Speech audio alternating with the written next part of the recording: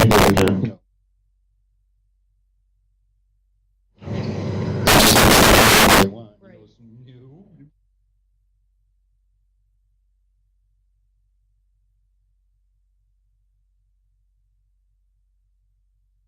for parades and stuff.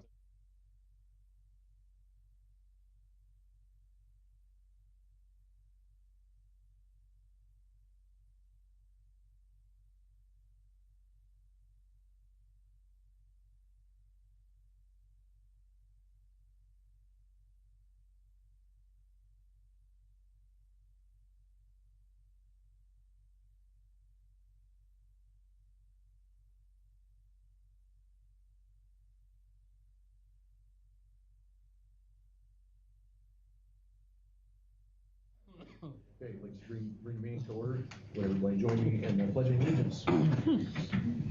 Pledge allegiance to the flag of the United States of America and to the republic for which it stands, one nation, under God, indivisible, with liberty and justice for all.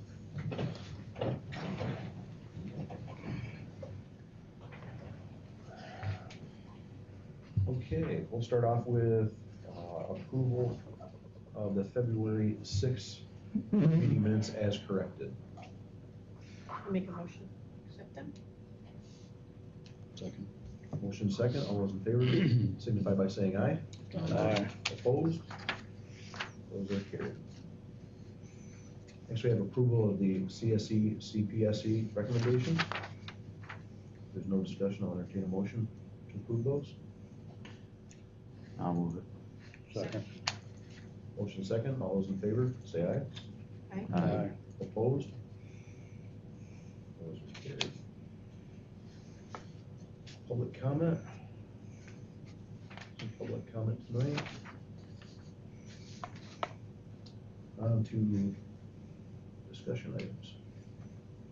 So first on discussion items is the legislative advocacy update. Trustee Weir, Dr. McDonald, take it away. You first, whatever you Let's want. go right over it. I don't have anything specific. So, just an update last week, and I don't know if you noticed it or not, but the, Friday, we did put up, the article on the website, linked back from Facebook to the article, so, because that's where most of our traffic, flows. So that is there.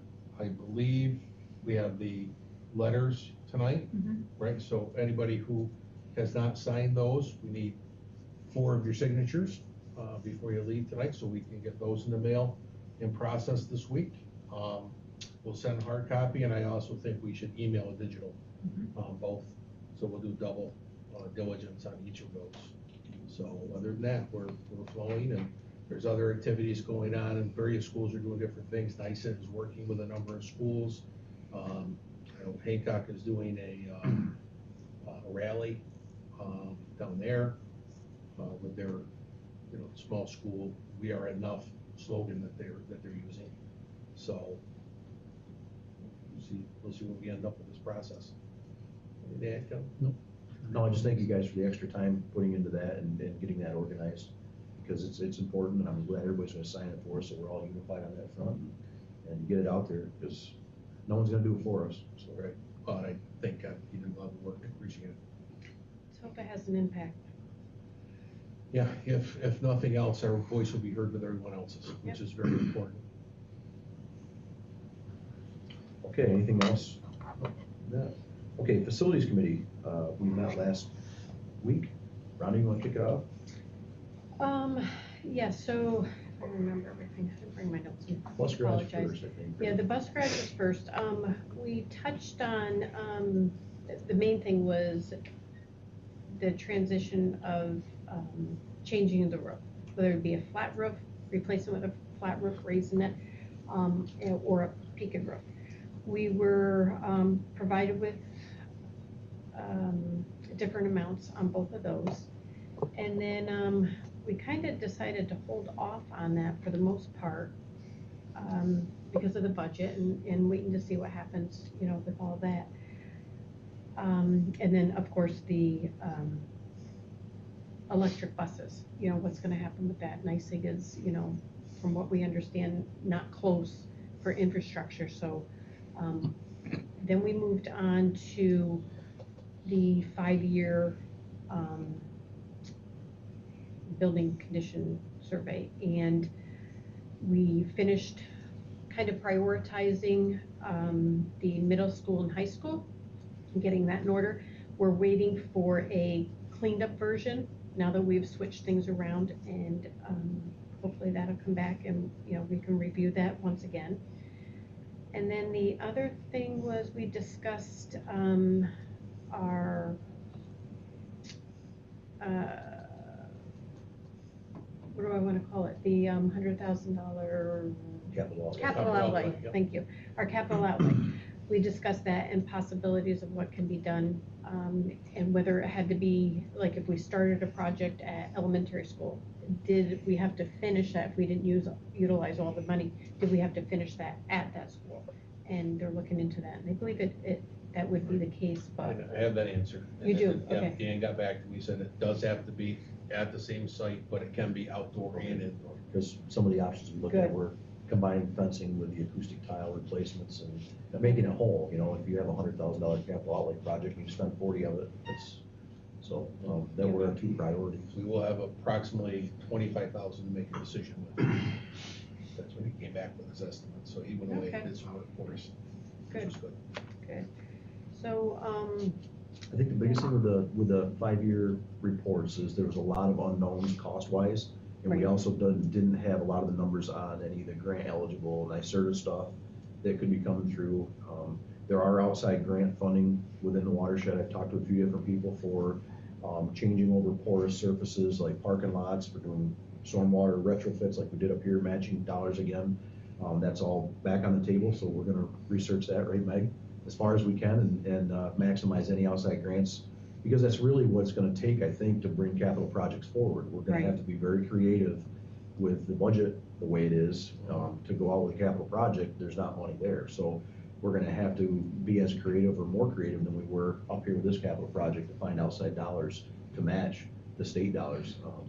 We just have to. That's how we're gonna get those forward. So the next cut, I believe, we're gonna try to get them to get us better numbers on the ones that are blank, and then really start getting priority 1 at Townsend versus priority 1 at the bus garage versus priority 1 at the high school and middle school. All the priorities 1, so we can compare them apples to apples. At that point, that's gonna be the board's job. I think we probably has gone as far as we can as 3 individuals plus our architects, things like that. And I think at that point, we should have a draft that's decent enough where we can look at it apples to apples, and then get all the administrators and everybody on board again to say, okay, these are real priority 1s. But Right. knowing. we anticipate that changing, Yeah. what we put down as priority 1 may not be, after a full discussion, Right. we may have to move. And if we, something. and some priority, there may be a priority 3 that all of a sudden you have grant funding for, that why wouldn't you do it? If if the funds are available, through an outside match, Mhm. that, like a NYSERDA or something like that, that could possibly bring those up. So I think Some we're things getting we there, removed but- already that is being done in-house. So we've eliminated that. It might have been a priority 1 or a priority 3, but we, can take them off, and it'll be nice to get that list back cleaned up and, kind of put another set of eyes on it and go from there. But we said we definitely wanted to hold off on moving anything to a vote and trying to even entertain that at this point in time. We have timeframes when we think we could make a decision by, depending on what the budget looks like and how we make out of that. And the last thing we want to do is, try to put a capital project in when you're having issues with the budget. So Right. we're all very mindful of that, and we're not. I hope you guys are okay with that, but that's where we're kind of headed with that. We're trying to put it off a little bit. And, This is moving towards next year. well, so we would have to have a decision by like May or June Right. to authorize a capital vote because of all the reviews that have to happen prior to that for a November or December capital vote. If we're not in a position to make that decision by May, which we most likely won't be, then we're not gonna force it. There's no sense of putting that out there when you're struggling with our foundation aid being dropped, things like that. The last thing I do is tell taxpayers, oh yeah, we're having issues with our foundational aid, but here's a capital project, right? So we thought we didn't want to do that at all. Right. But to be mindful not to push it too far down the road where we end up where we were this last time, where things were Right. just so far. And was especially it- when we have a roof that's literally leaking. Right. In the bus garage, that they're Right. patching all the time. If we can find, again, I think a lot of it's gonna be grant driven. If we can demonstrate that we can pull in grant funds to offset the local cost shares to match with the state, we start picking those, start doing those. Right. An update on the other study that we just mentioned, the NYSERDA energy study. They will be coming, they have to do a site visit with our architects. They'll be coming sometime in the next 3 weeks, they're hoping. They're trying to get it scheduled. So that'll be moving along, and hopefully we'll have a draft by the end of March that the board has to move forward with it. And then possibly an application as early as July to NYSERDA. So we'll see where that goes. But everything's progressing, which is nice to see. We're not stagnant on anything. So if nothing else, we're getting information that we need to make decisions, if not this year, next year, or whenever the case may be. I think that was it for facilities, right? I believe so, yeah. For the capital outlay projects, what's the schedule for those? When do you have to make a decision? So those are a little more flexible with us, right? It's in-house. Well, the review time at state ed is really the big thing. Right now, it's a 22-week delay. So if you're trying to you have to get it done in the year after the vote. So if you vote in May, it's gonna be the following year, and it's 22 weeks for review. And then you go to bid, and then you do your process. So in order to get the work done, especially if you're targeting summer or early fall, depending on the nature of the project, it's a tight timeline. So to get those things done. So it's interesting. Did I capture that okay, Meg? Okay. Yeah, I mean, ideally, we'd wanna go out to bid right after the budget vote if we could, but I don't know that that's gonna be feasible for getting Right. designed and approved by state. A couple times we've had, the review time wasn't as long, and we had them pre-populated for designs like the acoustic panels, things like that. Right. So as soon as the bid came out, then we could move forward with it. They're still doing construction over Christmas, so, I mean, but it's a calendar year, right? It's a year from your vote, you have to School utilize year. that. So it'd have to be School done. year. Okay. They vote in May, the project would have to be done and paid for by the following June, Following June. by the end of the following June.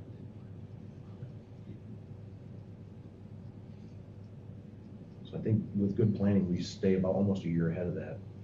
Yes. Knock on wood, we typically have been. Okay, policy committee was postponed, which just pick a date which works best for everybody. I don't know if anything's better than the other we can go through now, or Doesn't matter to me. it's all just sports driven for me, so there's not a You're looking at Monday to Wednesday, right?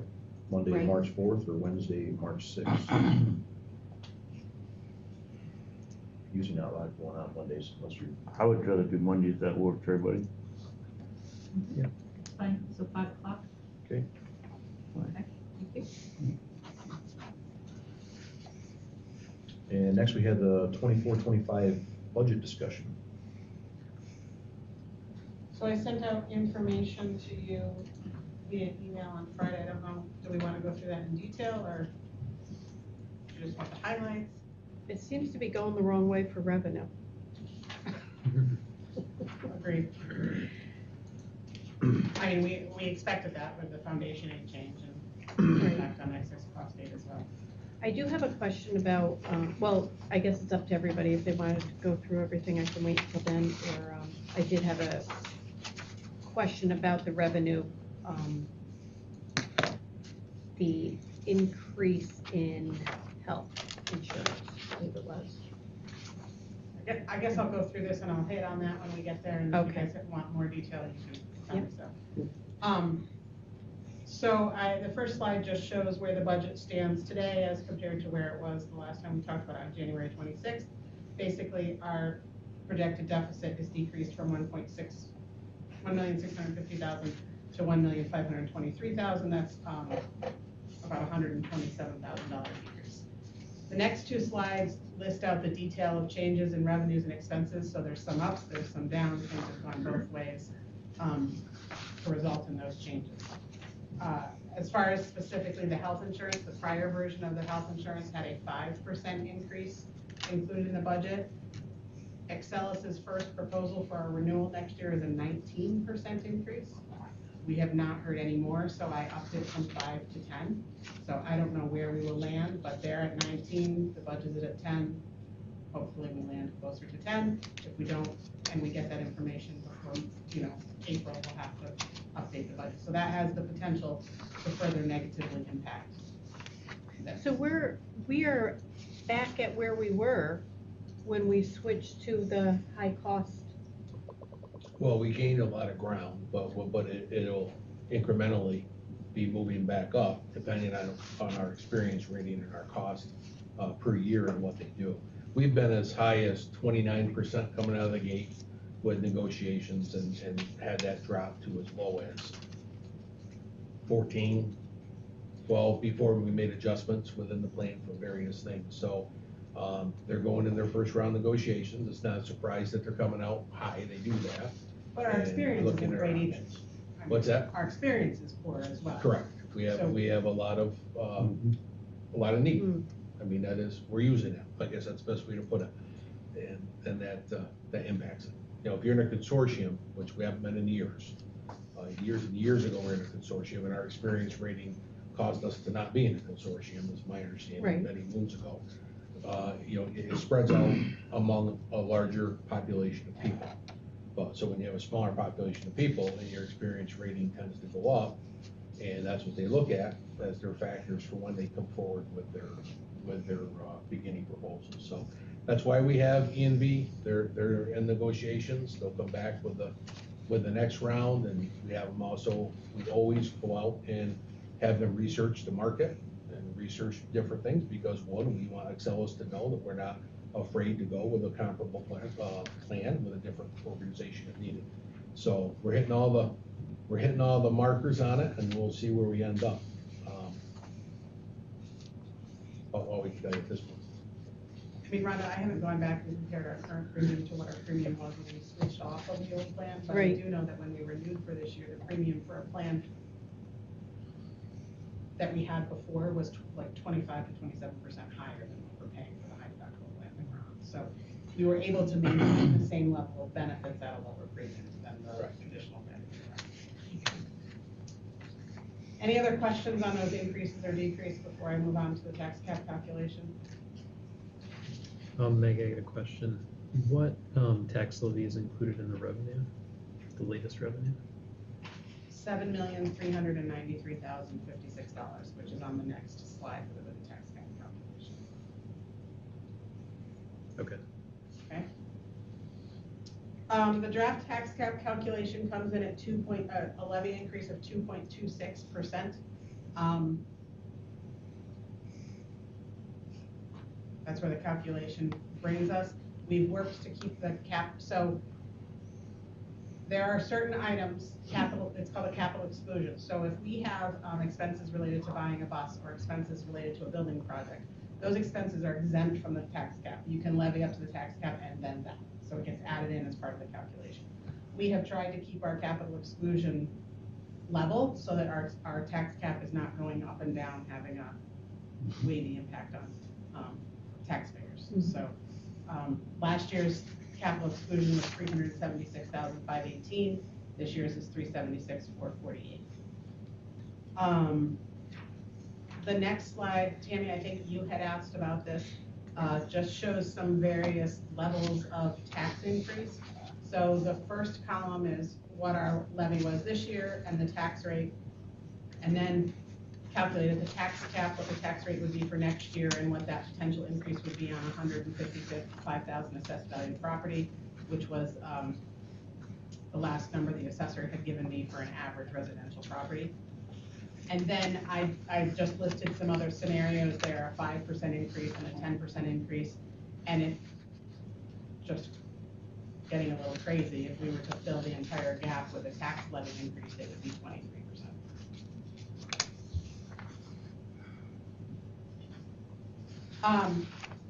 Moving on to the next page, projecting fund balance. The first box in orange of $500,000 is my current projection of what I think we will take out of fund balance at the end of this year. Again, there's a lot of assumptions in there, and there's still a lot of water to go over the dam, but that's my current projection at the moment. If that happens, and if we were to fill the current budget gap with fund balance, that would bring us to fund balance that's 5.8% of our budget. I went back 8 years, our fund balance, our unassigned fund balance has not been that low in that time period. So I think that takes us down continues us down a dangerous path. I think that we will start to get fiscal stress scores. Like right now, every year the controller's office takes your financial data and assigns a fiscal stress score to municipalities. Ours is 0. It has been for many recent years. I think as we continue down this path, if that's the direction the board that chooses to go, I think you will see our fiscal stress score increase. Does that put us in fiscal stress? What's The one that is on this table? Or you're saying the next year would potentially be? When we file for 23-24 and they renew our, when they run it through the various indicators, I think we will see an increase in our fiscal stress score. Good. Be quite ironic if any fund balance above 4% comes in as a Stress score. stress Yeah. school when, Yeah. when it's the comptroller's office They that say that's what we're is supposed doing to be both, at, right? It's interesting. I don't disagree. I don't know if there's any questions on that. The next, we have a budget workshop on the agenda for February 28th. I don't anticipate that I'm gonna have much more information to change these numbers between now and then, so unless there was something specific that the board wanted to talk about, I don't know that we need to have that workshop. The next item on our agenda after that, on our budget calendar, is the second meeting in March, we're to have a community budget forum, so I think we definitely, I don't know if the board wants to just share the current status and updates, any updates we have, like this information and explain the situation to the public, or if the board would like to make further decisions about how we want to approach the projected deficit before that meeting. So that's where I'm at. I'm looking for direction.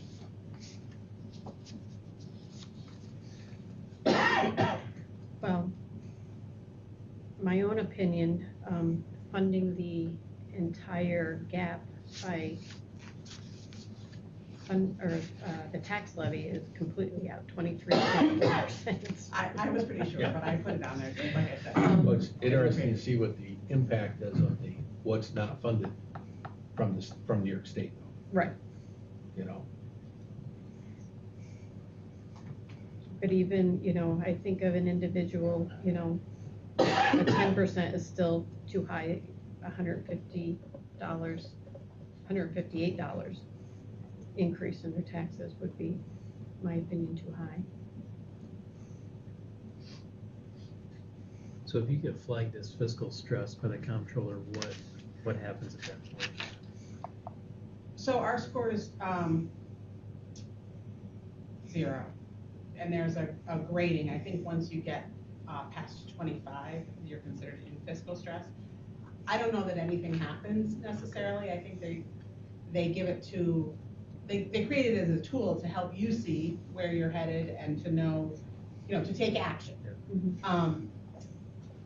I think I think it would increase our likelihood of an audit if it got, continued to raise, which, they happen anyway, but I guess the concern of raising the score is that we're headed towards fiscal stress.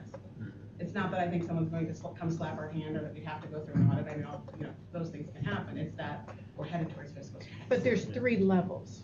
Yes, There's 3 levels of fiscal stress. So being at the highest level, they're going to come in and say, what's going on? What do we need to do to help you get back in line? And if we get reports on that, I don't know if you've noticed them from the state controller's office. I did see that, yeah. So there wasn't a lot of schools listed, but there like was 16. Yeah. something, Which Yeah. it seemed like that number's gonna. And Right. we are very far from the highest level. I mean, Right. I'm not concerned that we're gonna be there next year or the year after, but I am concerned that we're headed in the wrong direction. Meg, on our fund balance projection sheet for 23-24, we're assuming we're gonna use 500,000 An operating surplus? Well, it'd be an operating deficit, but yeah. Yeah, got it. Long story short, we're thinking basically we're gonna be at 5.8%, 23, 24. If the operating deficit comes in at 500,000, and if we appropriated 1.5 million to fill next year's budget gap. So either of those things get better. Yeah. And the 5.8 gets. And So assuming 22 no additional aid. So 22, 23, we assigned appropriate fund balance of 1.448, right? Yes. And Used. long-term trend, we're basically 2 more cycles and you don't have a fund balance. Right, exactly. We've appropriated fund balance every year that I've been here. Yeah. And before that, I'm sure. Yep. Last year was the first year we actually used it. Right. But theoretically, after this, you basically have 3 cycles. You go out 3 years, you don't have that to grab at all. That's exactly true, and you know, we appropriated 1.5, let's say, to this year, we're gonna use 500,000, so we're really only using a third of what we appropriated, but we keep squeezing the budget and getting tighter on what we're budgeting with less areas of cushion. Right. And so I think as time goes on, unless something changes, the amount that we use is gonna get closer and closer to the amount that we appropriated. Right, as you're budgeting more to actual expenses. So even though we budgeted 1.5 million this year and we're gonna use 500,000, that doesn't mean that next year if we budget 1.5 million, we'll only use 500,000. Agreed. So I guess my thought process with all that, if you made those assumptions in those right there, is we can operate like that and kick the can down the road 2 more sets of elections for board people, and they're not gonna be very happy because you aren't gonna have any of that to deal with. You won't be able to balance budgets like that anymore, and we can't keep squeezing them. So now, that's our worst case scenario, looking at it from a long-term planning aspect. So now I guess what do we focus on to use that and to smooth that out so that we can make it better? I think some of it's gonna have to be tax cap. We're gonna have to start having those conversations because that's one of our main revenues. I know you've done a lot of work on getting rid of expenses that are in our minds, when you look at them, they're necessary. So I mean, there's not a lot left to be cut there. So I don't know, we're gonna have to balance it. We're gonna have to be some tax cap. And I think it's very important to continue to study and right-size staffing, class sizes with enrollment trends as we've been. So as that enrollment, as that population moves to the district, we need to be diligent. We need to follow our hiring processes, procedures, which is anytime there's a vacancy, we assess it. You know, do we need it? Do we do it a different way? What is the impact if we lose it? So, and that's across the board in all positions of the department. So I think it's very important as a district to continue to follow the procedures and policies we have in place from the board level down and continue to make those tough decisions. You know, when retirements occur, is there a different way? And do everything we can to not lose opportunity for kids. Keep looking at shared services. We want to consider putting in place that shared services committee that we have talked about at the board level. I think Kevin, you're the one that brought that up. And we can start having some of those conversations as well for opportunities. I'm just brainstorming off. So I'll stop before I keep going. I have one question, just for clarification. With the, I don't know what screen it says, that looks like page 6. The tax increase, for example, under the 5% increase, $79.05. That's per $150,000 assessed value, correct? 155. Or 155. And the Okay. tough part about this is because there's multiple towns that are part of our school district and they all have the equalization rates. This is assuming that you're at 100, so we 100%. basically take the taxable value Right. and figure out the tax rate and the impact. A few years ago, most of our towns were at 100% equalization rate. Most of them aren't. I don't know that any of them are now. So this gives you an idea of the impact, but it's Right. not exactly what it's gonna be on anybody. Right. Not just,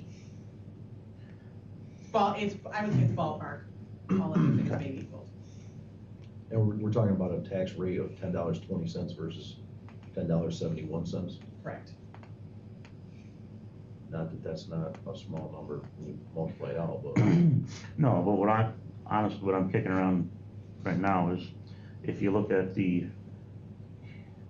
10% increase, which nobody wants to hear 10%, but when you look at $11.22, or we continue the trend that we're on, we go another 4 years, there's no money there, and if anything happens in the school significantly, all of a sudden one of our boilers absolutely lets loose, or we have something that we need to reach in for those monies for, and it's not there, what's that increase at that time? That's and 25-30%. I mean, I'm just, yeah. it's, When we came in years and years and years ago now, we were on that scenario, and Right. it took this long to get it to where it wasn't that scenario. I don't like budgeting with spikes. I just don't. Right, but I don't no, think, and I don't wanna, as long as I've been on the board, I don't think anybody's taxes have ever gone up $158. oh, I hear So- that, but I'm also looking at, You have to make it affordable for the taxpayers as well. So what? Is that $158 for the year? That would be an increase. $158 increase. per $155,000 assessed value. So if you have a home that's assessed at $155,000, your taxes will increase $158.10 for the year. Potentially, not exact, right, not exact math, but potentially, in that neighborhood. Can we all agree that like the override cap was a nice number, and thank you for that? We can just take that off the chart. Yeah, that's Yes. off the table. I Can mean, but we- it Yeah, does. like I said, I knew that it wasn't, But I can we just get- wanted to put it in perspective. I know, and thank you. And can we get, maybe we ask for, something that's in the range of the 2.2, give us 2.2 to like 7, and what those could be, and especially on the next page, if we start balancing any use of, fund balance, set a target for the fund balance at, we want a 6.5, like, we need to start helping her target, what are we targeting for a fund balance, and then what does that mean, what does it translate into coming back into the sheet prior to that as far as tax cap? Yeah. I And would we, agree. we do have our actual, BOCES budget numbers now, it's in WinCap. They didn't send us the other sheets that's in WinCap though for you to access. Are they going to send me sheets? No, it's in WinCap, is what we're being told. So we do have the numbers, still working on the other, but, so that'll help as far as. And I did being look in able to- WinCap last week when they sent out the email about the Yeah. service, and I would say there's nothing, I didn't go through it with a fine tooth comb, but based on what I did look at, there was nothing in there that caused me great alarm compared to what we have in the draft budget. Okay. It's a good start. It's always good. I don't know with budgeting what everyone's comfortable with, but I mean, when I look at it, I would start saying, unassigned fund balance, if we make the assumptions, what do we want to target that at? That's a number that, we've I mean, I have to ranged, throw out a number for. we've ranged from 6.7 to 10.5, back down to 8.3, and this is projected at 5.8 with the ending. I mean, do we want to target? That's how I would start thinking about it. What am I targeting on that end of things? Because that's gonna drive the number. What are we gonna be coming out as a percentage to back calculate that? Or you can do it the opposite way and set a range from, here's our tax cap limit versus a 3%, 3.5, 4, make that a little bit finer of a range. And then you can back into how much of a unassigned fund balance would you want to end up on? Or where would you end up if you calculate the other way? Right, what's your minimum? Meg, can I ask a question? Yeah. Just, I want to make sure I understand. So the operating surplus or deficit, that's the actual, and the unassigned ending fund balance is what you were estimating? Sort of, for that year, for the. The operating surplus is the actual for all the years that have completed. The 2 boxes in orange is what I'm assuming. Yep, but just going back to the prior years, like, is it the ending fund balance was 2.4 million? The ending Was this- unassigned, so total fund balance, looking at, pick a year, let's pick 22-23, the most recent completed year. Yep. Total ending fund balance was $5,540,220. However, we take out of that what is restricted funds set aside like in a reserve. Yep. Those are funds, and we also take out appropriated fund balance to the next year. and assigned fund balance. And then, so then that leaves us unassigned fund balance of 2,008,762. Does that answer, did I answer your question? So the appropriated fund balance, That's what we put towards this year's budget. So when we, assume that you would need for this year. that's what, when we Right. adopted this year's budget, that's Okay. what the board, you know. So like, if I go to 21, 22, it's 580,000. Yes, So, and then, but it was actually 566. Is it the next column over, or is it looking, no, it was negative 566. okay. So you assumed more than what you ended up needing, basically. We assumed less than what we ended up needing last year, that year.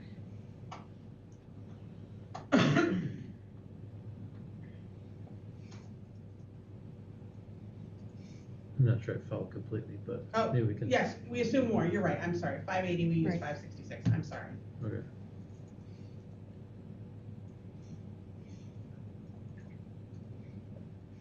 I was just The trying other to thing- see if the there other was a big change is pattern. We did start populating our restricted funds better than they ever were in the past, so they did end up creating capital accounts that you could fund. So there's some of those differences in there as well, which I'm glad those have stayed where they are, because some of those might, are supporting roles out in the future that we need, so. Well, I mean, if we have to digest it, if we have any questions, I mean, let's fire some emails around, and we still, this is the purpose of this, is to start these discussions, and where we have questions, if one fires a question to Meg, just copy us all, you know what I mean, so that we're all, we can all, if we have common questions, we can ask about it. Well, I know personally, for me, looking at these, nobody wants to raise taxes, and I don't want my own taxes to go up, 'cause, quite frankly, when I sat looking at this chart, that was one of the things I did. I looked at my own assessed values, and I'm looking at what those values are, and I'm looking at what the increases that I'm gonna talk about at this table are, out of my own, accounts. But I don't wanna see somebody else sit at this table in 3 years, 5 years, and then come out to the public and have to say that we didn't do a very good job of putting them in a good spot, and things have happened. I mean, we were on track, and, COVID gets blamed for a lot of things, but if anybody sits back and you look at the price of stuff, pre-COVID versus post-COVID, they're not even comparable. So I get trying to keep the taxes down, because I don't wanna pay any more than I have to anyway. But I think, for me, that I'm fortunately looking at least, I think you need to be in the 5% range, and get something where we're not hammering everybody awful hard. It is an increase, but it also gives us a little bit of a buffer, and even if we aren't making ground at the end of the day by a great deal, we're not losing ground. But I don't know where everybody else wants to stand on that either. I'm just a little bit more of a How is the stopgap. schedule gonna play out with, when we actually maybe hear a revised, state aid funding? How's that gonna? The state budget's not due until April. April? and Will we it- get any indication of there be any runs before that, if, based on the? Not if they're negotiations? not if they're not playing well together.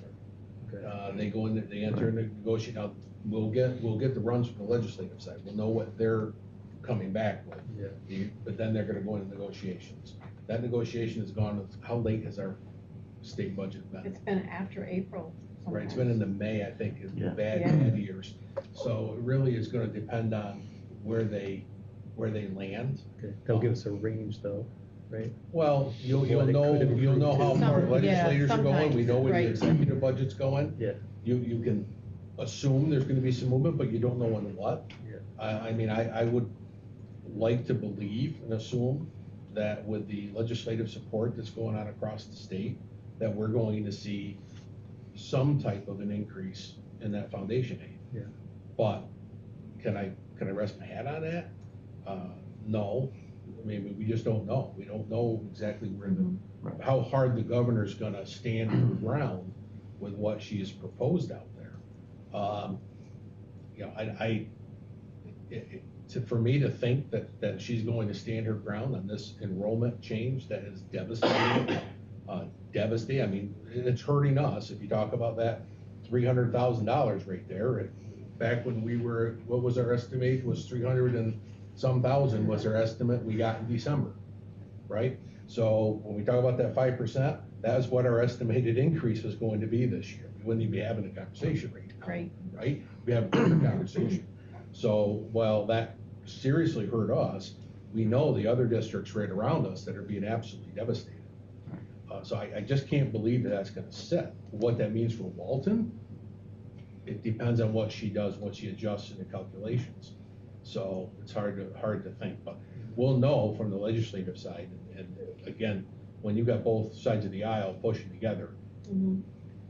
you know, that's a whole different story for a governor. Mike, I'm Yeah. thinking, do you agree, I'm just curious if your thought is the same. If the legislature comes out with a revised budget, I don't anticipate it being any better than the numbers we looked at in the fall. Like, I would think that that's best case scenario. Depends. I think it could be a little higher than that, trying to get to that as a minimum. Because I guess I'm just thinking maybe that's something else I could put together. I could put together, let's say we got another $250,000 of fund of state aid. What does that do to this? Like, it's not gonna change the tax cap, but where does it put our fund balance? If it's not at 5.8, it's, our gap is now Right. this, and this is, I'm just thinking that might be helpful, rather than just sitting on our hands and saying, well, we don't have the numbers yet, we don't know what they're gonna be. Let's make a reasonable assumption about what it might be, and see where that And puts just us. for the people that might be watching this at home, when Kevin had mentioned 5%, a 5% increase to the tax levy only equates to $361,000 for the entire district.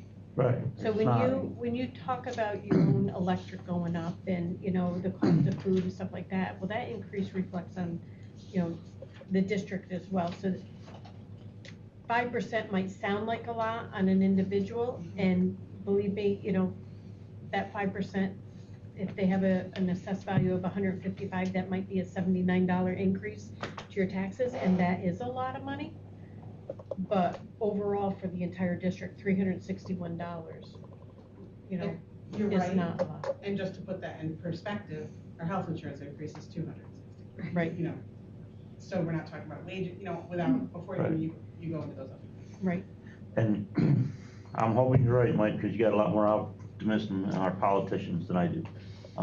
We had a meeting today and they're telling us that they're looking to pull $100 million out of the roads infrastructures for other things. So these are big numbers, so you got lobbying on school behalf to get more money out of the governor, lobbying on asphalts, oils, and highways to get that money put back. Certainly. And that take on it today was it's going to green energy. So, which is the pet project. So that's why I'm kind of looking at these numbers, and I don't believe any of the politicians, whether they're telling schools or telling the highway associations where they're fighting for you, we're gonna try to, they might be arguing, they might be fighting, I don't know. I just am not nearly as optimistic of seeing significant funding streams come to either one. Because I'm hoping I'm wrong. I really am, but. I'm optimistic that some form of safe harmless has gotta go back. So. They can't close the doors in some of these school districts, and that's what they're essentially threatening with some of the real small rural school districts. So I gotta believe that somewhere, we're live and I'll say it, I don't care, some common sense has gotta prevail somewhere. Right. Out of care of children.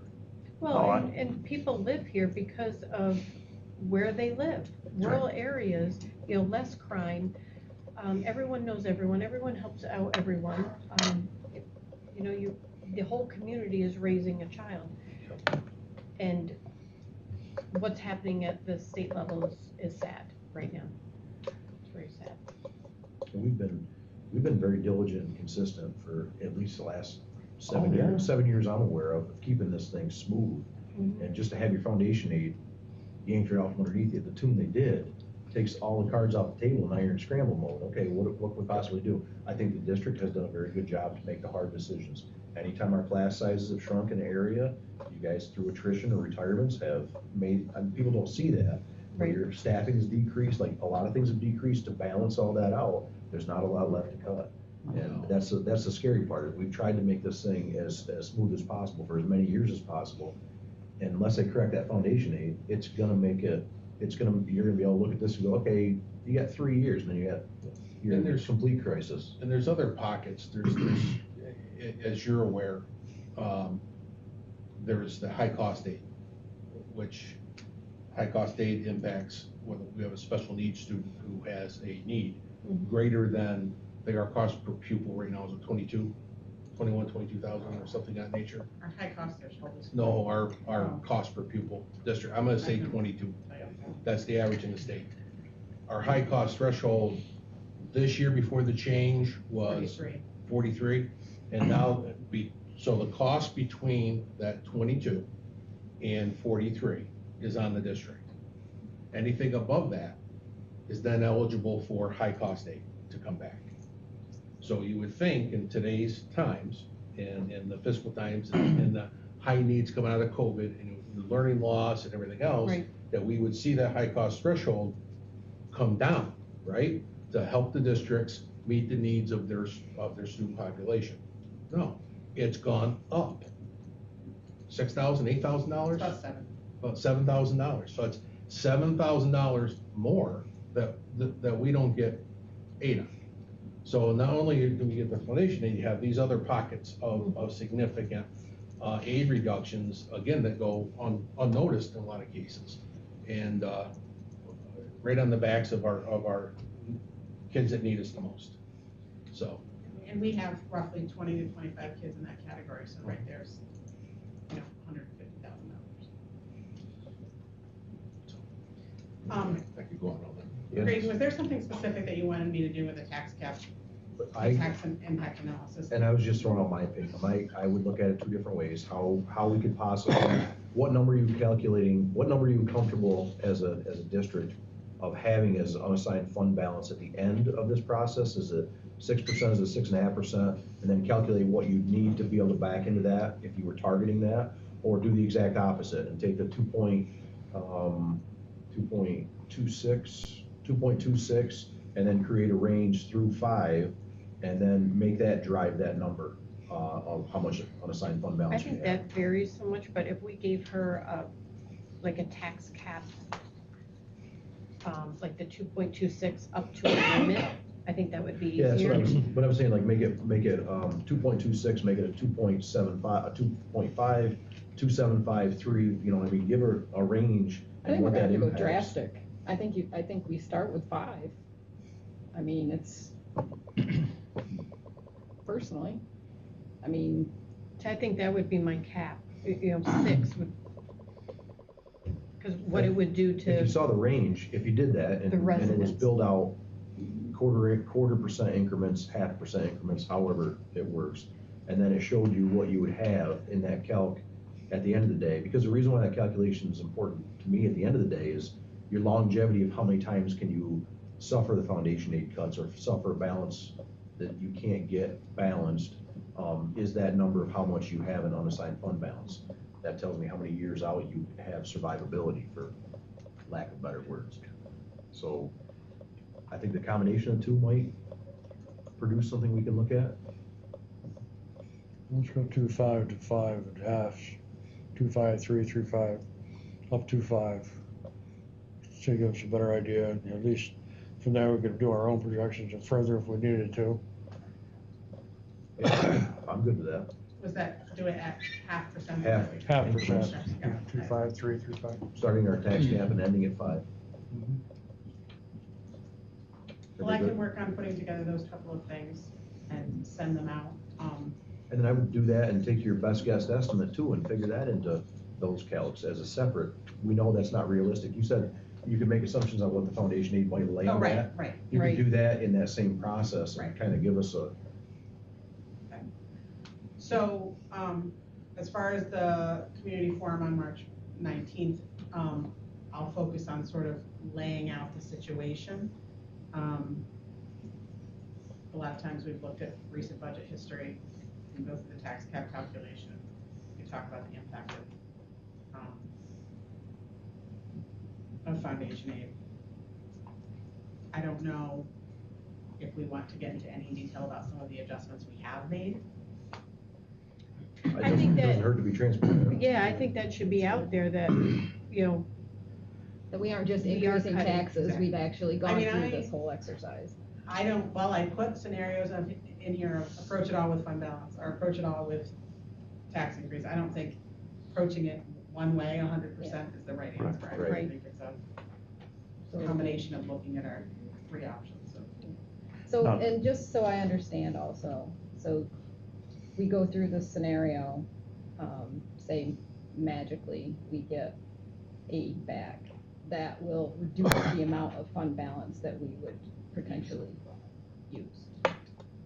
Or it could reduce the combination of both. So let's say we The got. percent we We go could out and the split it. Oh, foundation, right. we can reduce both and or one. And I should have mentioned earlier, I know I had mentioned at a previous meeting my concern of filing the tax cap by March 1st. So I will file it at the 2.26, but we can go in and amend it if changes are made before the board adopts the budget. okay. So I'll go ahead and file it at the calculated level, and then if, depending on what the final decision is, I can amend it. Right.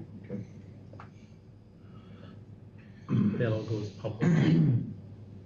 As far as the That- filing of tax cap, Yeah, I mean, that's, I don't think that goes public based on what we file March 1st. I mean, it just could create a perception that, Right, We're I don't going in think, low I mean, we net. have to file it with the controller's office. Okay. I'll file it a different number if that's the Okay. board's preference. I mean, the alternative is we go in higher. We go both. higher. Is there and any then create a- political reasons to file it higher at 5% and I then don't know reduce that it? anybody sees it at that point.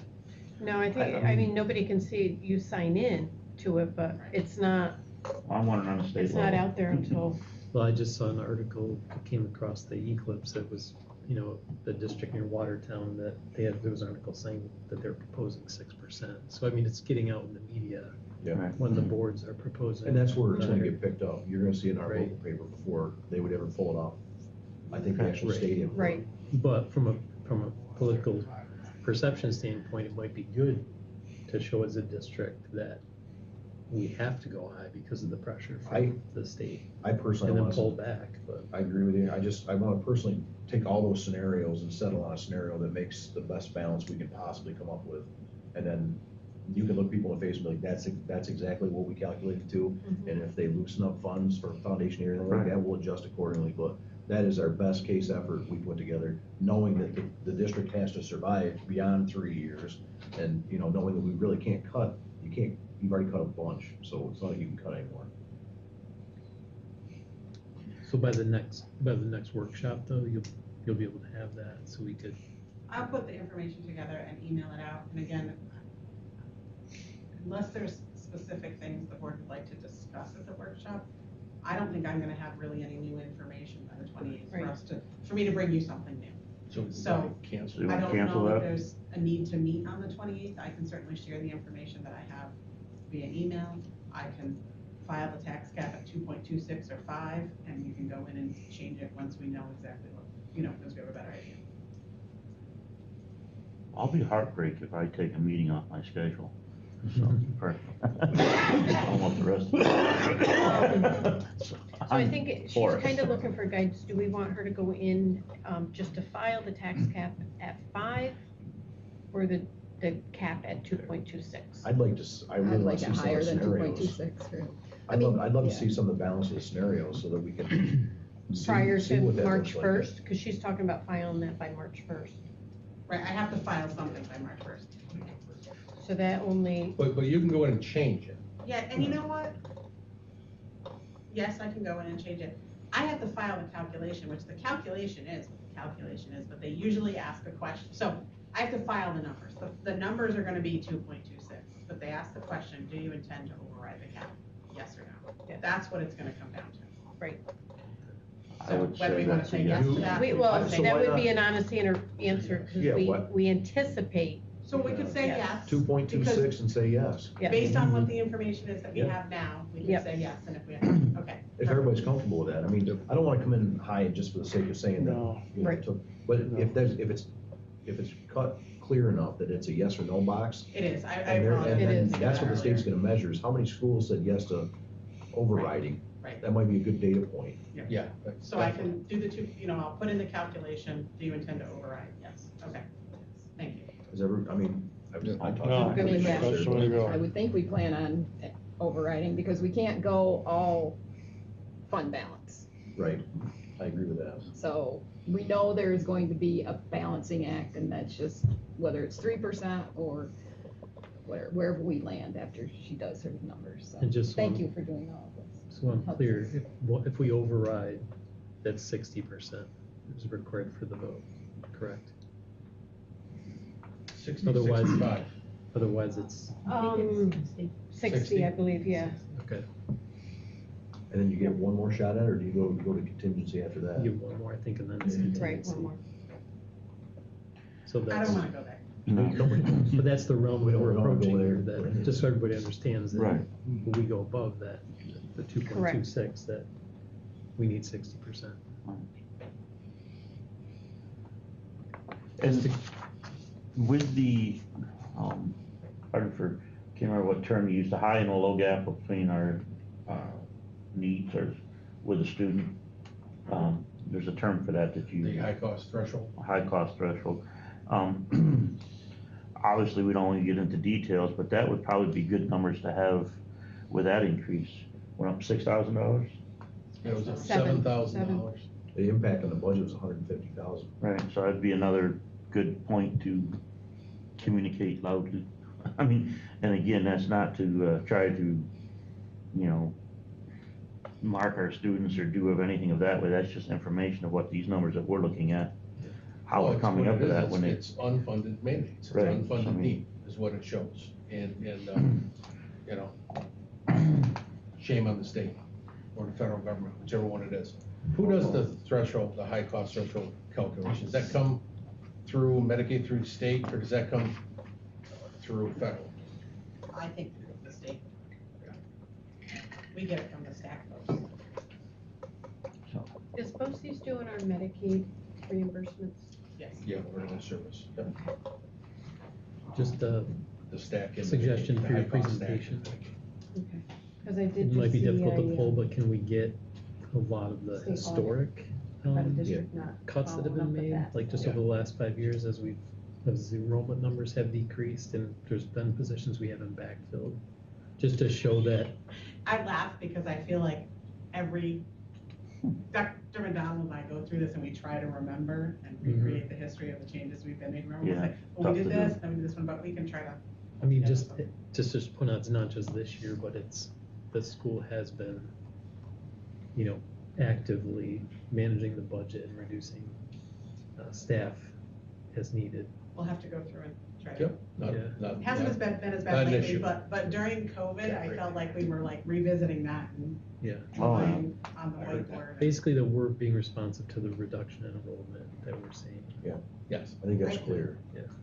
Well, I'm really hoping that people have paid attention to our taxpayers have, because there's not many times you've heard us come out and say, we need to increase things. I mean, we've been Right. very diligent on, like Jane had commented earlier on, where can we get extra funding from, and what grants can we get for this, and what can we get for that, and hold off on this project. I mean, so I don't say going out with an increase, that we need to put another 361,000 on the taxpayers' back easily, because, well, quite frankly, I'm contributing to that also, same with all this in this room too, so. and I mean, Kevin, it's just, you've got that on here too, 472,000 has been in a reduction of different staff and different positions. That's since the last version of the budget, so Correct. that's salaries and benefits. But I'm talking about just within the Yeah, last couple of but years. even you like look, what- it's- So go back like It's a 2 bigger- years. We it's a can go bigger back trend. from Yeah. when we can go back, COVID, we can go back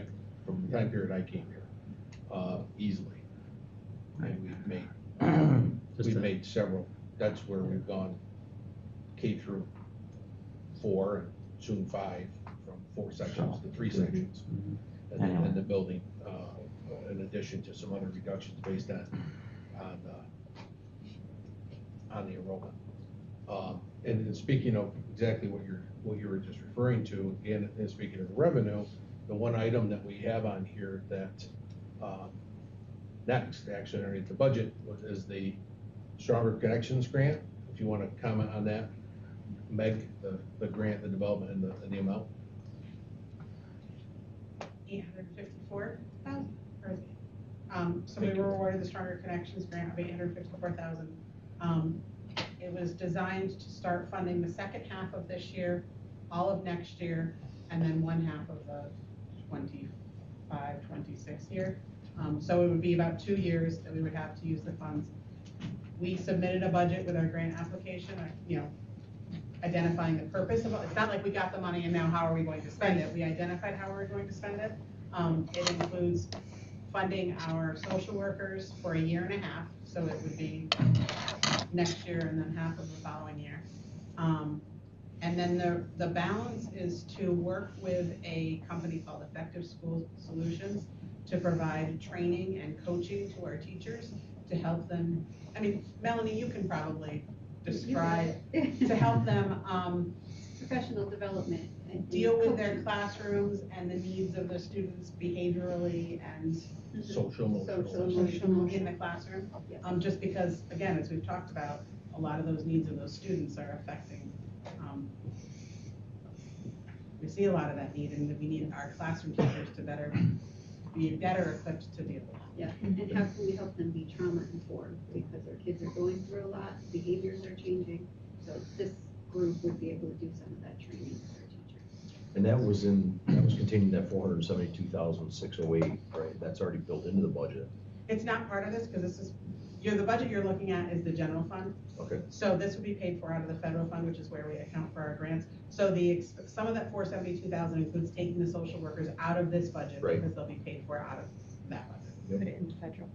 My point was, you're not announcing anything new to help the current budget situation. It's already been no. calculated. Yeah. Right, it's already in there, folks. It's a change. We took it out after our Yeah. last meeting. I was hoping you'd say, thank you, now we do redo the numbers, but that's already in there. But thank you for your work on that. I know it was anyone else thought, well, I know it was The principals and Meg, they quick turnaround. they put that together and worked together on it, especially. A group effort, it was Yeah. stressful, and that is the one, I don't know if you remember, but we did approve a grant writer to help Yep. us, and it was a cost of about $5,000, if you recall, so. Pretty good return. Yeah, definitely. I would just like to clarify, are we canceling next week's workshop then? I'll do it. Yes. We'll just go with consent, yes. Kevin moved stuff pretty quick. Okay, then we had, next week is off.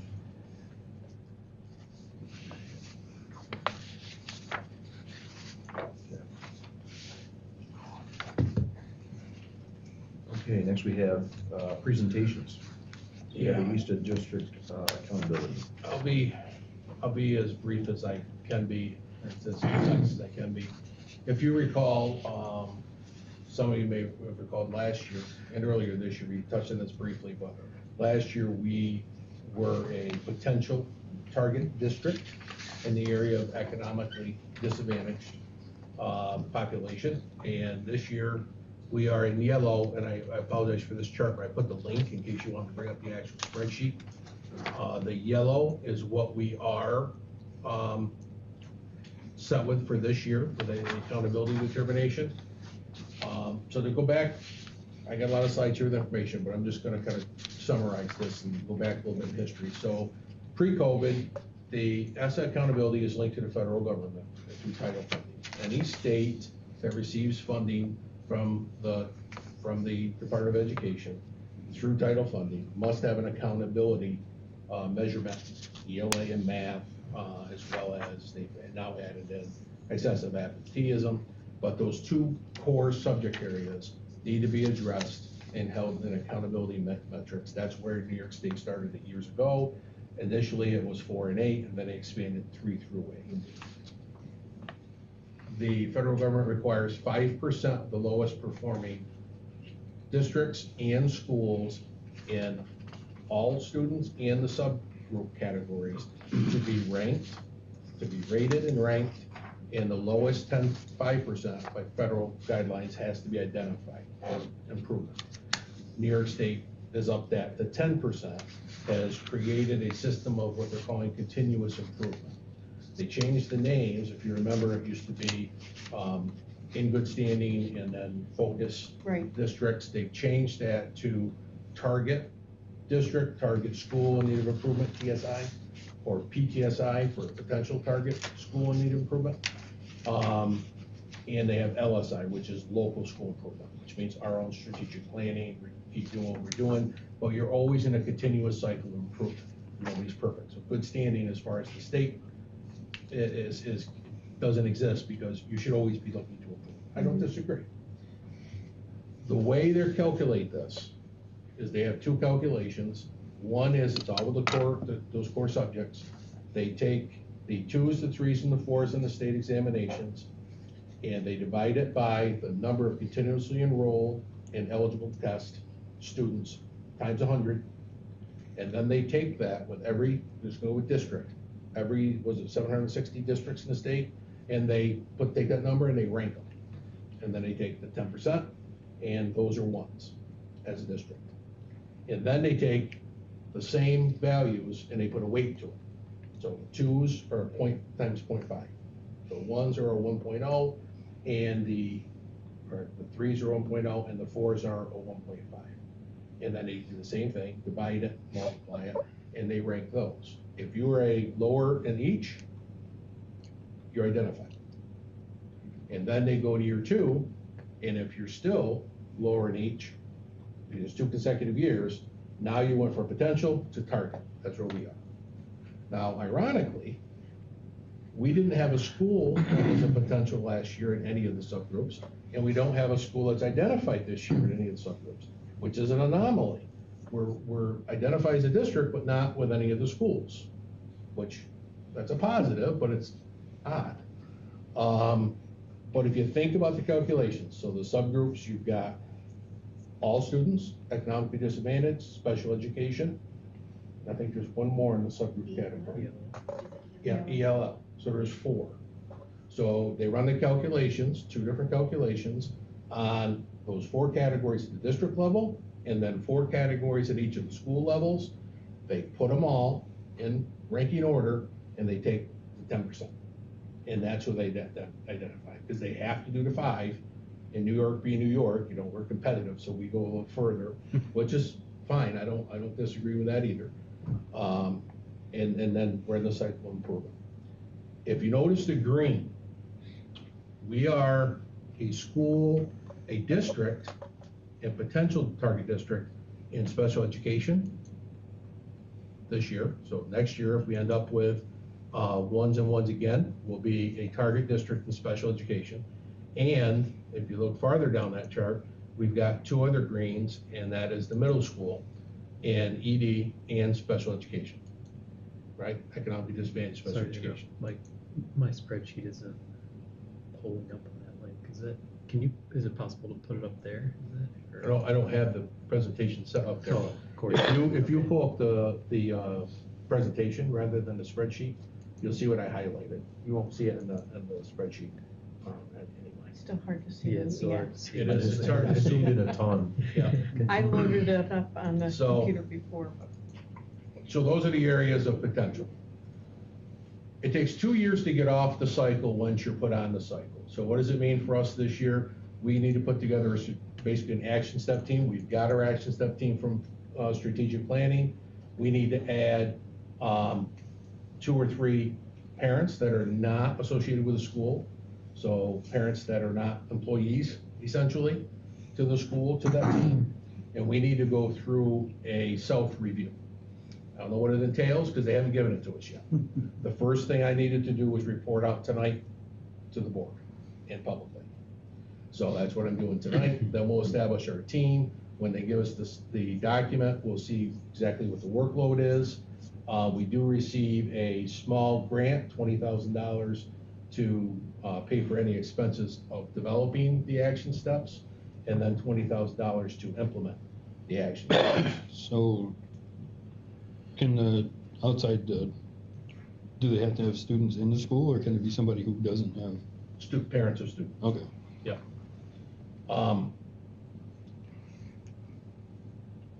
Okay, so That's the spreadsheet. Any, So they'll throw money at this, yes. you know, to implement something, but Uh-huh. yet things that can really help us and help the children, you know, they won't give us that As aid. long as you're trying to make Yep. sense of what the state does, why are you wasting your time? But that's, I mean, the school itself is targeted, right? The district itself The is district, targeted but not an this year, next individual, year. not an individual school. Correct. But then we have some green flags or potentials coming up for next year if we get targeted hit again, right? Yeah, so next year, we'll have the implementation going on from what we identified this year. And then, if the numbers don't change, we will become a target district, as we are this year for economic disadvantage for special ed, while still being a target district for economically disadvantaged, and then a target school in middle school for the same two categories. Now, what that all means and what we have to do at the end of the day, I don't know. I think they'll put them together, especially those two populations, and put us through one process. But it's a 2-year review to get off. You have to have 2 scores in each 2 years in a row that are not 101 or, you know, to get off. Interestingly enough, on the webinar, the gentleman said, please remember that even if you rank in 12%, if we don't feel that you've made enough improvement, we may still keep you as identified, even though you're not in the lower 10%. So don't just base it on where you fall. So I said, okay, that's nice. So Yeah. it's very fluid for them. But I think what we want to do is take this as, you know, we are doing strategic planning. We're in the infancy stages of developing kind of what our process is going to be.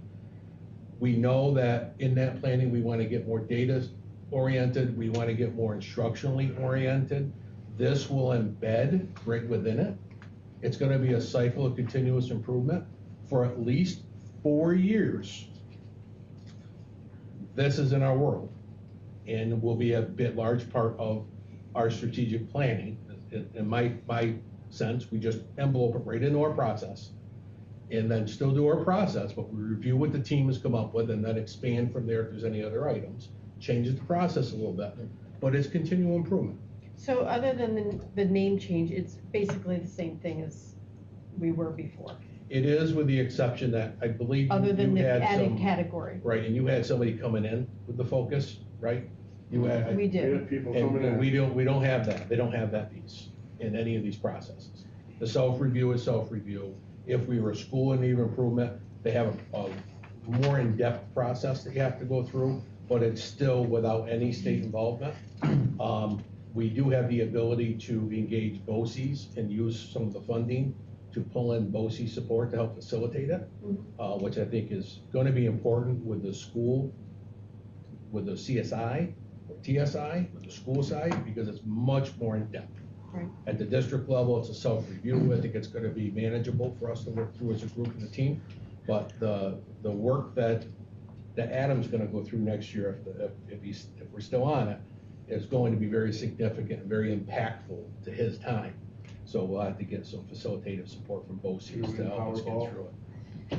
So, I mean, the chronic absenteeism, that Yes. could be a huge factor in all of this.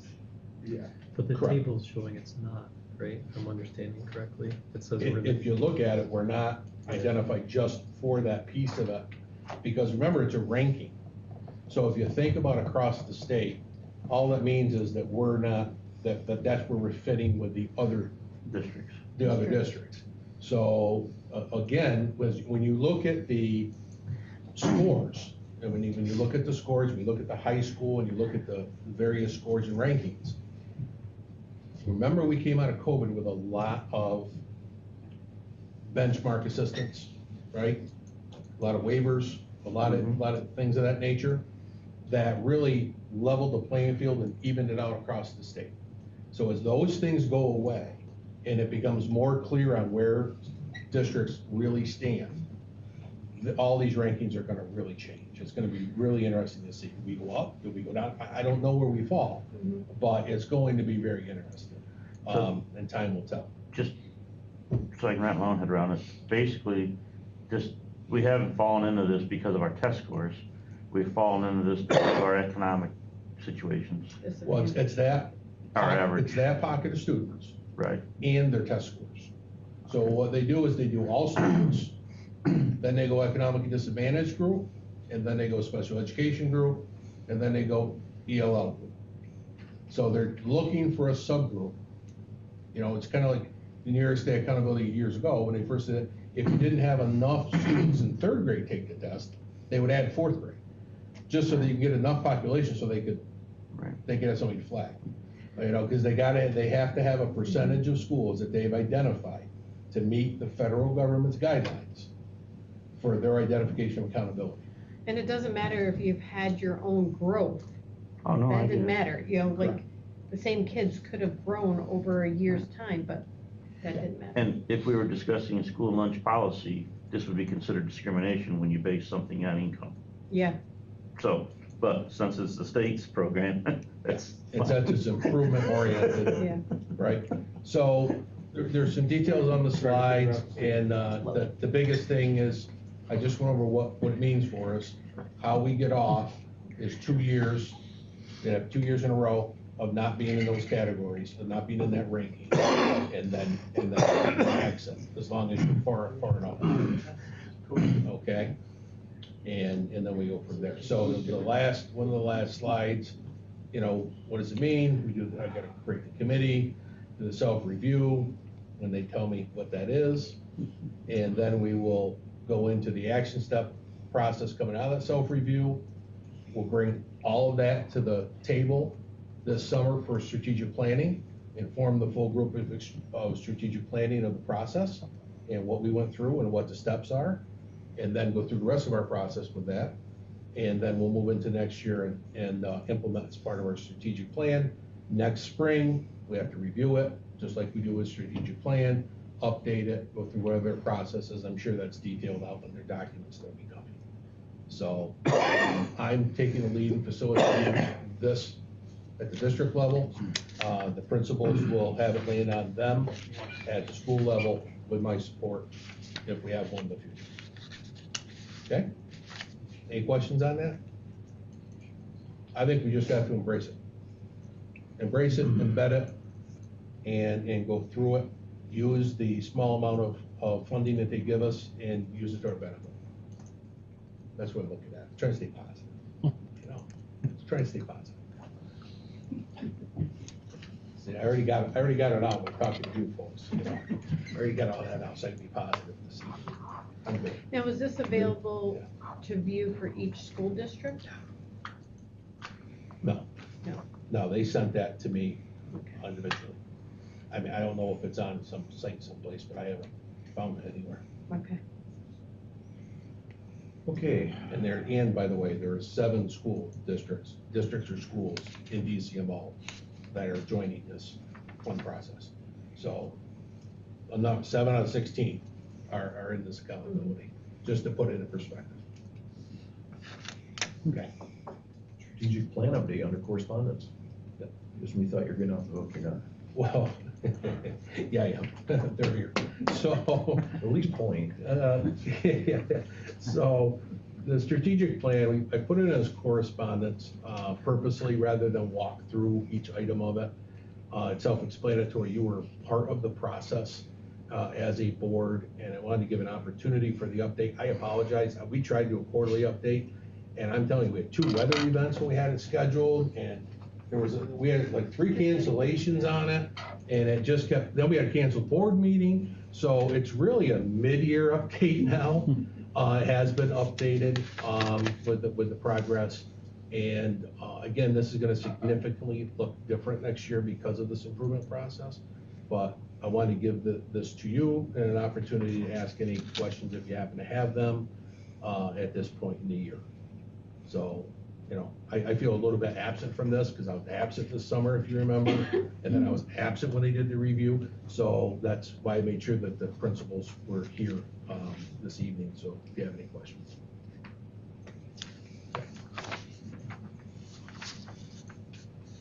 A lot of the notes on here, they show Q1. So Yeah, because that's when they did the update. It really needs to be, they need to scratch that, put it as the Mid-year. mid-year, yeah. Yep.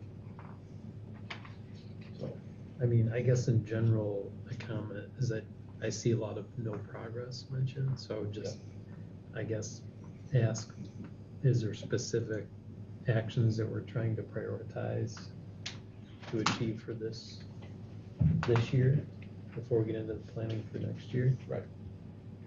Would be helpful just to kind of hit on those.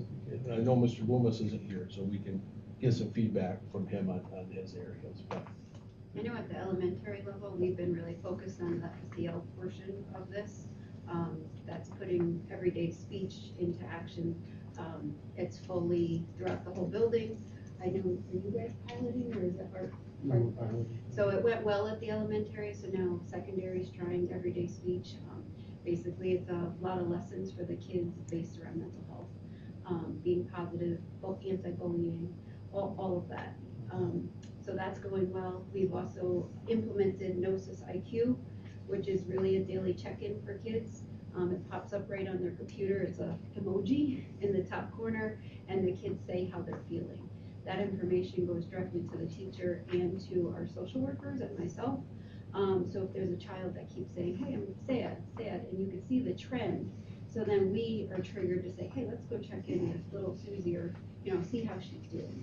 So that's where elementary has been focused. We also are using that, the next step for that is we'll start pulling information from our school management system, so attendance, grades, so we can see, patterns with kids.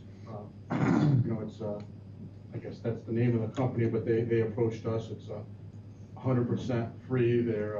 We actually brought it back from NISBA. That was Okay. from 2 years ago when Syracuse with Kevin and Rhonda identified that. Yeah, so, we're implementing it not as fully as we hope to, but we're making progress with it. So does it flag, does someone get flagged if a child that comes in Monday through Wednesday and is saying sad, how are you identified? Is So it we flagged have like a for an dash. email? Yep, we have a Okay. dashboard. We get a daily email, and we have a dashboard that literally you can say this little child, the calendar, and every day you can see what they pushed. So if somebody's flagged or if someone's put depressed, it will show right in that email that you need to go in and see who that is. Okay, so that's how they, good. And the students seem to be honest with it for the most part? Well, at the elementary Now they're being level, more honest. They like playing around with it when it first started, Yeah. just clicking things to kind of see what would happen. And then We I were think running after a few in the times of beginning. clicking things and us actually talking with them about it, they Yeah. said, oh, I better not just click that unless I do it during science class that I don't like, and then I'll go talk to Mr. Hoover for a while. we struggle a little at the kindergarten and first grade level. They still don't quite understand what each emoji is. Okay. Yeah. So we're trying to See that? educate and like show them the different emojis through our social worker, Miss Harvey. So she's pushing into those classrooms to really kind of go over that. And Miss Helen's doing some of the mid, third, fourth grade. So we'll get there. It's still in its beginning stages. And the communication plan is a focus for me, working with our public information service. So we will have a draft of a district level communication plan by the end of this year to bring forward to the board for review and in draft form, review, feedback, all of those things. So that was one of the items that was on mine, and that's a focus. So. I know one of the things that was at the strategic planning session last summer, everybody was in agreement that the website was in need of improvements. Has there been any? As far as the website, as far as posting, when I reached out to the strategic planning group, what I heard was the turnaround of the posts to the website and getting the information out there. Not just the communication. posts though. No, but that was one of the priorities. So we made that a priority. I made that a priority under my supervision. And your helpful list, which I appreciate immensely, we use as leverage to work through. There's still work to be done. There's still managers and supervisors that need to take hold of their pages. So we're working on that because we can't obviously identify everything from every area. We need those folks to do that. So there's some systems that need to be put in place to continually improve that. But yes, it's been a focus. Yeah, I thought part of the action was to assemble a committee that, was parents and students and community So members we're that talking would, about reaching out for some feedback. yeah, Which to is help what we want to drive survey. improvements on the Yeah. website. I haven't done a survey at this point. Okay, Because even teachers were saying they couldn't find things Yeah. on the website. that was. So that was alarming, because that was consistent right along. The parents, the staff, you know, that they couldn't find things on the website.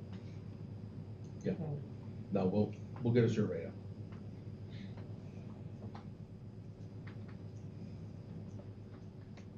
Anything else on there?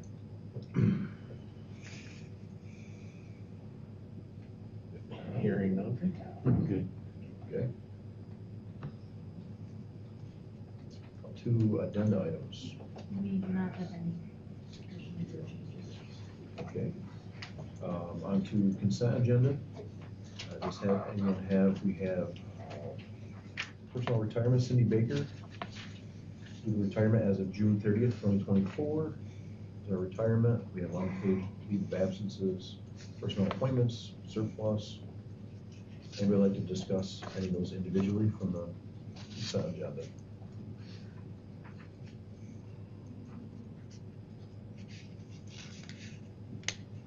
Hearing none, I'd hear entertain a motion to approve it.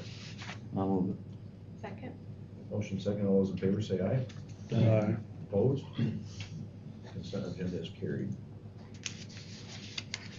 New business, first we have accepting donations, $100 from the Trout Creek Fire Company to the Walton FFA chapter in memory of Jim Backus, and $200 from Tracer and Cal Holland to the FFA chapter in memory of Theron Holland, to be used towards the New York State Convention. We have a motion to accept those generous donations. Make a motion to accept them? Second. Motion second, all those in favor say aye. Aye. Opposed? Those are carried. Next, we have approval of the ABA therapy coverage agreement. Any discussion on that? Well, this is, we already have an agreement in place with a different company. This is replacing that company. It's actually lesser cost, but the company, due to staffing constraints, was unable to meet the needs. So Mr. Williams went out and found a different company that will meet the students' needs. So now we have the contract here. Any further discussion on that? I'd entertain a motion to approve it. I'll move it. Second. Motion second, all those in favor signify by saying aye. Aye. Opposed? That is approved. And finally, under new business C is approved shared service agreement, transportation of student. Do you want to elaborate on that? That's with Downsville. Yeah, so, this is really getting some documentation in place for Downsville's liability, honestly. They have been, we had a student who was placed in foster care in Downsville, so they're our responsibility.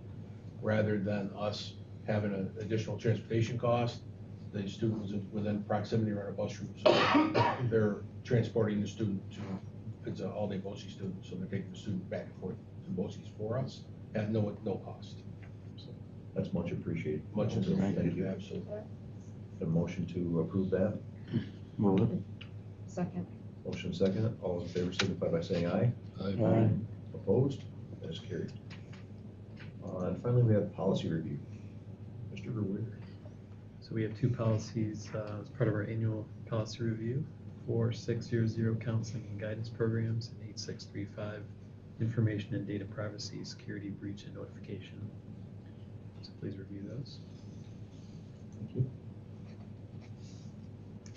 And administrator's remarks. Okay.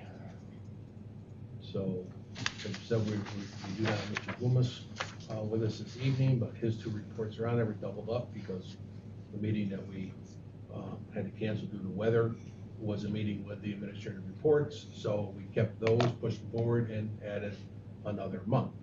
So, No idea what we're So February's a busy month at the elementary building. We're doing a lot of the assessments. We have the Fast Bridge assessment, iReady, and we had computer-based testing trial runs that we do through the state to make sure that all the computers will run correctly when testing assessments come up in March. So we had a lot going on as far as testing. So we tried to flip it for our kids, and we had a character visit. Corey is one of the characters that you see in the picture there.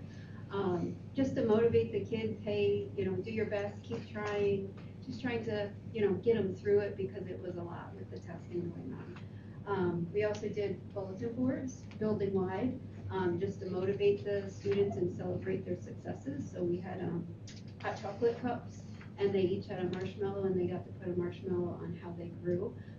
So it was just very, just go up, put your marshmallow, no names attached, just a visual. And the kids loved it. They were so excited. They came in the office and said, I put my marshmallow on the 10 points. And, we were just trying to get that motivation and morale up because it's hard. It's winter, they're testing, and, we just want to put a spin on it. The other picture you see there is we did receive our shirts that were donated to Townsend. So we all wore them to our assembly. And just got a quick picture there to send to the anonymous donation guy. That was very nice. Yeah. The kids are so proud of them. Yeah, so just try to make it a happy month at Townsend. Just a lot going on. Mr. Weaver? I don't know what was on the January one, that was a long time ago at this point. I do know that in the February one, I forgot to put on there, which I should have, maybe Mr. Loomis did, on his about our visit from Sweethearts and Heroes. It's a group that comes in, or two gentlemen, I guess there's 3 or 4 that do the talks. They come in and talk about, overcoming challenges. I can honestly say that from the feedback I got from our students, it was probably one of the best ones we've ever had come in. Even a lot of the students you'd think would kind of not be paying attention and into it were telling me how great it was. Unfortunately, I was home with a sick kid who turns out he had COVID, but I didn't know that at the time. So I missed most of it, but I was able to talk to them afterwards, and something definitely we want to consider having them come in the future. They do both, workshops with staff members, a lot of the trauma-informed instruction that Ms. Hector was talking about. Things as simple as, if a kid comes into the office late, you welcome them, it's good to see you instead of saying, oh, you're late again. Just little things like that, just changing it makes a huge difference with kids. And a lot of times as adults, we don't think about those things. So they do trainings related to that, but they also work with kids. Nice. It was great. We used, I think, all of our arts and ed money, pretty much to bring them in. So it was money well spent. To get the feedback that you got, it was well worth it. Right. Was that the tunnels to tower gentleman? Or was that a separate presentation? That was a separate. Yeah. I guess some good feedback on that. This was I wish I could remember his name, but he graduated from Windsor in 2000 or 2001. And I think it was in Iraq. He, an IED blew up and he's burned. Yeah, okay, so that's a gentleman that I thought was Tunnels Tower. Oh, yeah. I thought that was the same guy. Yeah, no, and he's, it was interesting. I didn't realize he was from Windsor till I talked with him afterwards. And that was back in, in our day, Mr. Dutcher, when we actually had a rivalry with Windsor and played him in sports. So for sure. Kind of need to talk to him about those things. But the feedback I got out of that from a lot of students was amazing. They were all talking about it the next day, like nonstop. So very powerful. I thought. Yeah, definitely. If you're reaching 11th graders at that level, you're doing something right. Yeah. Come into the elementary March 1st. If anybody wants to join, it's 8:30 to 9:30 if you want to come see their presentation. I wouldn't mind it. Yeah. March 1st. March 1st. There'll be 2 assemblies, one for K2 and then one for 3 through 5. It'll be a good 2 hours. It's Rick Yarosh. Yes, that's his name. In the town. Yeah, send us an email reminder of that. Yeah. Yep. Please. We'll take it and remind her. I know Mr. Loomis isn't here. One of the things I want to highlight is they did have an alumni day for career development, and there's a list of a number of our past alumni who worked with our kids and presented that day. So that's always appreciated and fantastic to see. We have another one coming up right here in development in the middle school, and we're pulling in a bunch of alumni for that as well, getting that together. One thing that I neglected, we skipped over underneath our correspondence, so this will be my report. is the DCMO comparison data as we promised previously. They finally got that portal updated, so it has the comparison data not only for 3 through 8, but for regions as well. It's a 54 slides in there. It's got performance and proficiency for every examination. So that's on there for your review. And if anybody has any questions or conversations about that, but What's reach the, out. the legend for the colors? The, Um, it goes from the bottom up. Okay, So it goes 4, 3, 2, 1. Okay, so when you look at I'm looking at the first one, the ELA, and if you look at the light blue and the green, that's your 3s and 4s. That's your performance levels that you want us. proficient. Right, now, they're saying that 2 and the new assessments is not supposed to be considered as not performing. It's almost like approaching proficiency now. It's different than it was. That's why it's got a weight and the accountability metrics of something rather than ones. But if you go down through, and then of course the next one has just the proficiency on the next chart. So the first one has them all. The second chart for each of the content areas has just the greens, the blues, and then it goes down through. So we're not supposed to, I'm gonna restrain myself. We're not supposed to have a conversation about regional comparison according to the commissioner. We're not supposed to be doing any comparison data.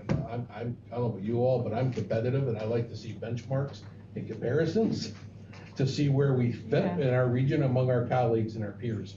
But I won't go into an in-depth conversation. I'll hold myself back. But I will say that we are showing incremental improvement based on pre-COVID and where we were in comparison with the region. There were a good many years that we were 16 out of 16, 15 out of 16, and we're making some incremental improvement in the comparison.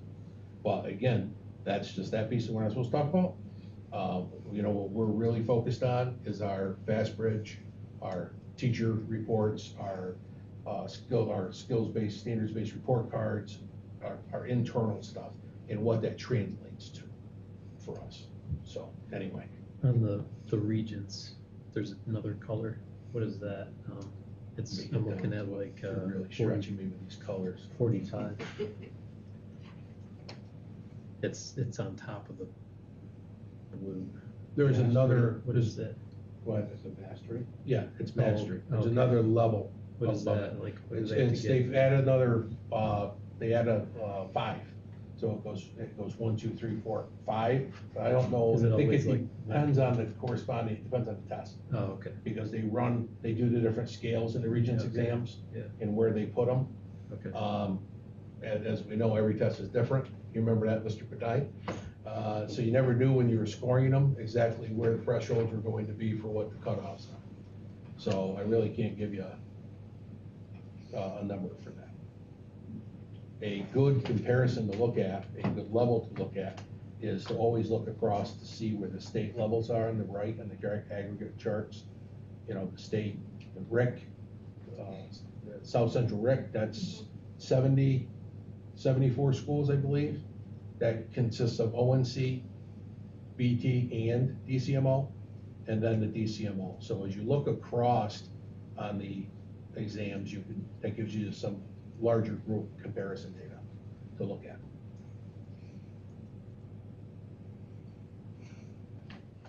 Okay.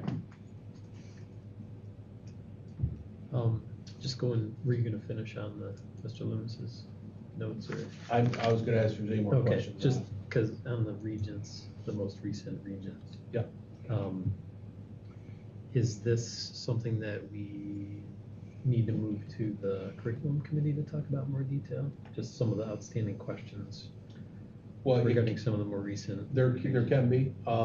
We can continue with that conversation. I did add to the bottom of his report the process for the board's information that he is going through in relation to the recent exams, especially the geometry results, and the process that he's going through to analyze with the instructors and with the department to find out whether or not, and I'll say it publicly, anytime that you have, regardless, your ongoing results, any changes or any data that causes you to pause or has any adjustment, you go through the same process. Is your curriculum aligned? Do you have the right instructional materials? Do you have gaps? Right? So if those things are a yes, then it goes down to, okay, well, how are we assessing learning? And what are we doing when we identify that students don't learn? So those are the 4 measures that you're going through. So right now, they're gonna be going through that as a process. Are we aligned? Is the curriculum that we're currently using in line? Do we have gaps to the standards that are assessed in the assessment? If so, let's adjust, let's fix. If that's not, then we move on to the next, then we move on to the next, and move on to the next. So that's a process and procedure that you use across the board with any assessment that causes you to pause. When is your next curriculum committee meeting? We don't have one yet. It'll be coming up. I think we have it on the calendar typically for mid-spring. I believe April, May. And I think if you guys wanted to dive into some of that stuff in detail, I wouldn't be opposed to it, but then kick it back to us as a, overarching, here's what we think and things like that, I would be good with that. But Yeah, mostly just like the questions that Yeah. are, listed there. questions are good, Another- but another we want one. the answers on backside of them, Yeah. what the findings are. Right.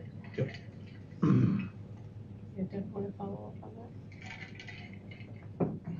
We'll also be following up on regarding textbooks in the budget process, if there's any that were identified that weren't identified in the fall.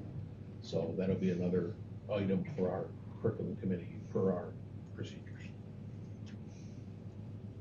That's all. Okay. That's all we have for general session. I would like to make a motion that we go into executive session for the purpose of discussing matters relating to the future employment of particular people. Yes, I'd like to invite the admin team too. Do a second on I'll that? move it for a second, whatever you do. Cool. All those in favor signify by saying aye. I didn't know where. Opposed? Okay, we're gonna go into executive session. Thank you.